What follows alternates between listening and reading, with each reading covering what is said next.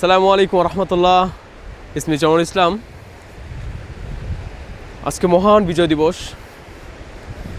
প্রতিটা বছর ধাপ পেরিয়ে আমরা আলহামদুলিল্লাহ অবশেষে 54 বছর পরিপূর্ণ করলাম। এই বিজয়ের বছর, বিজয় এবং স্বাধীনতা এই পুরো বাংলার মানুষের জন্য, এই জাতির জন্য, সার্বভৌমত্বের জন্য বিজয় এবং স্বাধীনতা এই দুইটা শব্দ খুব চেনা পরিচিত আমাদের জন্য। এগুলো আমাদের দৈনন্দিন জীবনে মোস্ট ইম্পর্ট্যান্ট।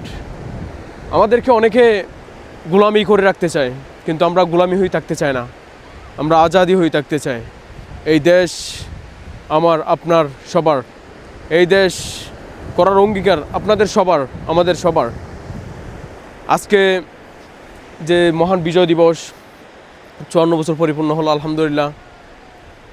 এই সময়টাতে বিজয় এবং স্বাধীনতা এই দুটো শব্দ আসলে সেই বেশি উপভোগ করে যে কিনা এই শব্দ দুইটার বিনির্মাণের সাথে জড়িত থাকে, আকাঙ্ক্ষা রাখে।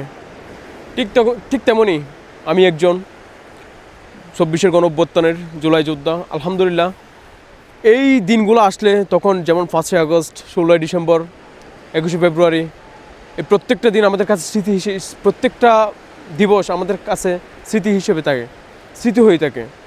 এই দিনগুলোতে আমরা সেই শহীদদের জন্য দোয়া করি এবং এই দেশের জন্য দোয়া করি যেন দেশের পুরো সার্বভৌমত্ব জুড়ে এই দেশের জাতি এবং নাগরিক, আমরা সবাই বাঙালি জাতিরা সবাই যেন একবদ্ধভাবে হয়ে থাকতে পারি। কি নেমে যাচ্ছ? ঠিক তেমনই চাই আমরা সবাই যেন আলহামদুলিল্লাহ পুরো বাংলাদেশে শান্তি, নতুন করে কোনো স্বৈরাচার যেন আমরা দ্বিতীয়বার যেন উঠে না আসতে পারে, আমরা যেন সেই কাজে সবসময় অব্যাহত থাকতে পারি এবং আমাদের বাংলাদেশে যেন আমরা সবাই পাশাপাশি থেকে সুখে দুঃখে একই সাথে বসবাস করে যেতে পারি। এবং হচ্ছে যে আপনারা সবাই জানেন ইতিমধ্যে হাদি ভাইয়ের, উসমান হাদির অবস্থা কীরকম।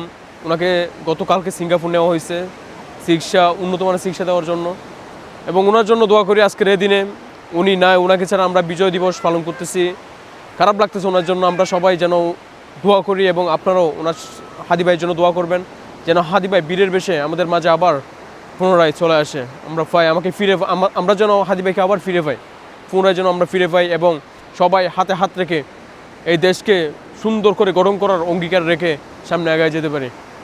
আমি এবং আপনারা সবাই দেশকে ভালোবাসুন এবং সুন্দরভাবে দেশ গঠনের অঙ্গীকার রাখুন, সুন্দরভাবে থাকুন। এই বলে বিদায় নিচ্ছি। আসসালামু আলাইকুম রহমতুল্লাহ। আল্লাহ হাফেজ।